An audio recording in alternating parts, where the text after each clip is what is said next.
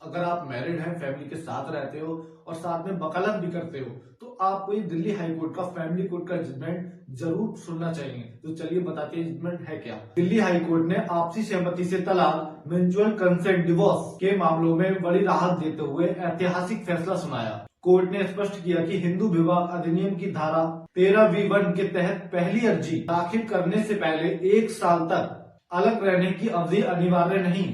यह अवधि उपयुक्त मामलों में माफ की जा सकती है।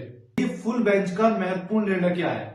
जस्टिस नवीन चावला, जस्टिस अनूप जयराम भवानी और जस्टिस रेणु भटनागर की 3 जजों की फुल बेंच ने यह फैसला सुनाया। बेंच ने कहा कि धारा 13V1 में निर्धारित 1 साल की अलगाव अवधि निर्देशात्मक डॉक्यूमेंट्री है, न कि अनिवार्य मैंडेटरी है। इसे हिंदू विवाह अधिनियम की धारा 14(1) के प्रावधानों के तहत माफ किया जा सकता है। बेंच ने यह भी स्पष्ट किया कि 1 साल की अवधि की छूट देने से धारा V2 के तहत अर्जी के निर्धारित 6 महीने की कूलिंग ऑफ अवधि पर कोई असर नहीं पड़ता। दोनों अवधियों पर अदालत स्वतंत्र रूप से विचार कर सकती है, तो तलाक की डिग्री तत्काल प्रभाव से पारित की जा सकती है। पुराने फैसलों को किया ओवर रूल।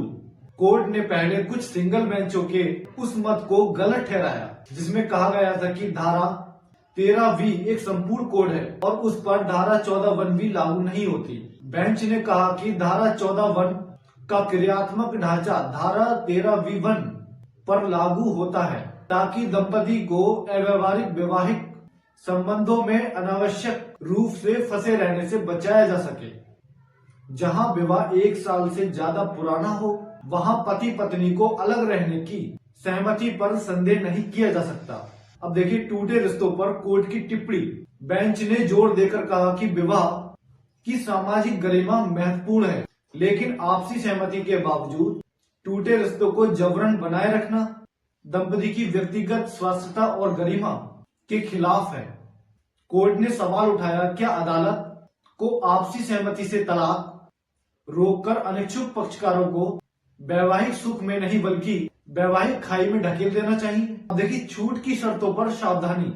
यह छूट हर मामले में नहीं मिलेगी। केवल असाधारण कठिनाई, एक्सेप्शनल हार्डशिप या प्रतिवादी की गंभीर दुराचार, एक्सेप्शनल डीप प्रॉपर्टी के मामलों में दे दी जाएगी।